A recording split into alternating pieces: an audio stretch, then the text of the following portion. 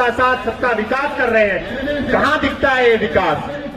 अगर किसी जनजाति को हजारों किलोमीटर दूर से आकर दिल्ली में एक धरना करना पड़ता है, किस लिए? अपने मूल अधिकारों को बचाने के लिए, अपने मूल अधिकारियों के लिए लड़ने के लिए, अपना एक अधिकार बचाने के लिए, अपनी संस्कृति बचाने के लिए एक राज्य चाहिए और छोटी सी मांग रखने के लिए, जो कि मांग नहीं रहे हैं कुछ अलग से।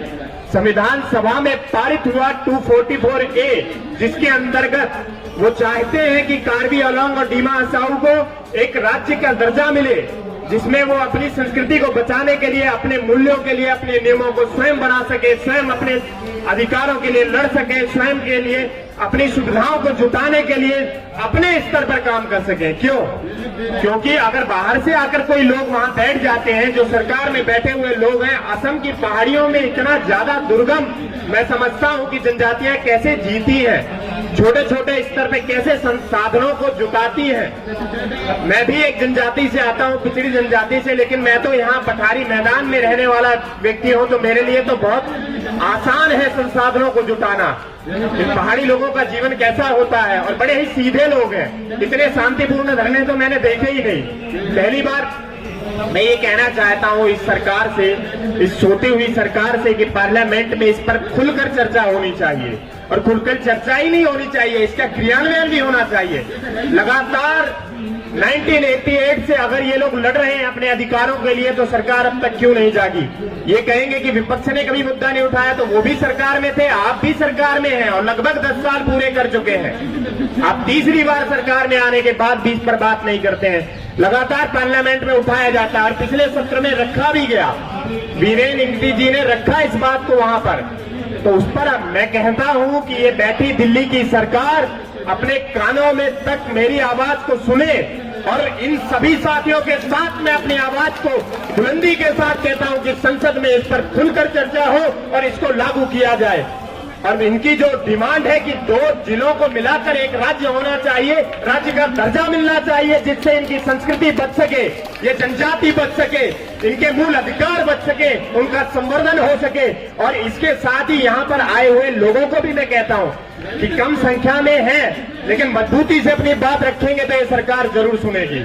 और इनको सुनाने के लिए जरूरी नहीं कि आप जहां बैठे हैं वहां से भी, इनके सोशल मीडिया प्लेटफॉर्म से भी ट्वीट करके, ट्विटर के माध्यम से, आज तक ट्विटर इतनी बड़ी बात है कि अगर ट्रेंड में चल गया तो ये सरकार ही नहीं पूरा देश जानेगा कि 244A क्या है।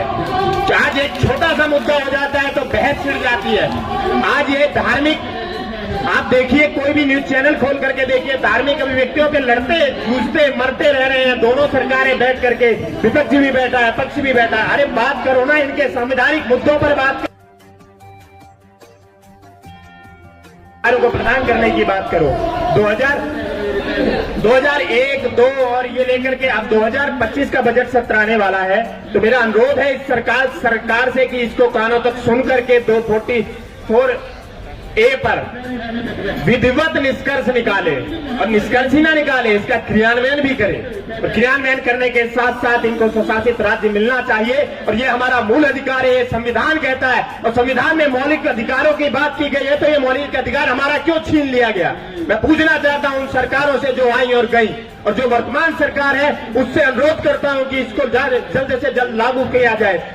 नहीं लागू किया गया तो क्या होगा? अव्यवस्था फैलने लगेगी, और क्या होगा? फिर से हम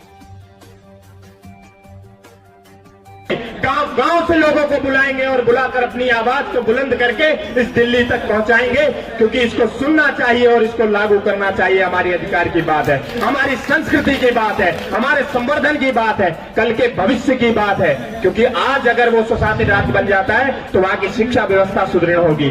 मैं जहां तक समझता हूं, मेरे साथ 15 साल से ये साथी पढ़ रहे हैं, विद्या हो गया और भी बहुत सारे ऐसे साथी आए, कार्बी, उन सबके साथ में क्या समस्याएं हैं? वहां पढ़ने के लिए अच्छे स्कूल नहीं है, वहां जाने के लिए अच्छे रास्ते नहीं है, वहां खाने के लिए अच्छा भोजन नहीं मिलता है, या उनकी सुविधाएं नहीं है, बार बार चीजें बिगड़ जाती हैं। उनको सुधारने के लिए किससे कहने जाएं और कहां तक कहने जाएं? कोई सुनने वाला नहीं है। उसको सुनने के लिए जो ये संविधान ने इन्हें मूल अधिकार दिया 244A में, उसको लागू करने की बात की जानी चाहिए, जिसके लागू हो जाने के बाद ये अपने अधिकारों को लड़ने के लिए इतनी दूर तक 2000 किलोमीटर तक आने की जरूरत नहीं पड़ेगी। वो अपनी बात वहीं रख लेंगे दमखम के साथ।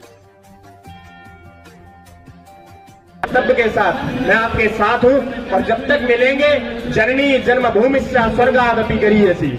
इसका मतलब है कि जननी माता और जन्मभूमि स्वर्ग से भी बढ़कर कही गई है। हमारे शास्त्र कहते हैं, हमारा ये भारत में आज जो बात की जा रही है इंडियन नॉलेज सिस्टम, भारतीय ज्ञान प्रणाली की, तो ज्ञान प्रणाली कहती है ना भैया, रामचंद्र भगवान स्वयं कह गए ये रामकृष्ण का देश है ना, तो जननी जन्मभूमि स्वर्गादपि गरीयसी पर बात क्यों नहीं करते?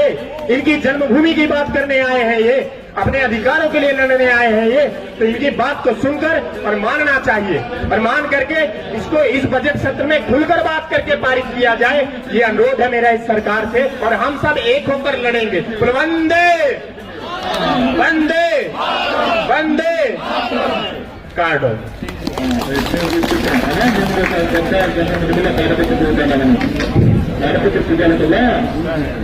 Thank you very much to Mr. Ramal Bhagwas for his very strong and very valuable speech on this demand. Believe Kardiangla Ben Dimasa Ben Kila Atu Mobile Chinki Chachok Chi Nangiri Ta Charte Punai Hine Ani Chupane Ma Ali Hirupena Tha Panpani Sia Bhalsa Ba Wanye Ni Rubega Bini यहाँ बाने इसे ना जिंदे बाना अखिल भारत का सरकार परीक्षा तो करी थी किधर में और विश्व में ना दिल्ली आता रहना ना कहीं में लाला अपने घर को मोबाइल चिंती रहो क्या दंगा दंगा ना वाले कोरे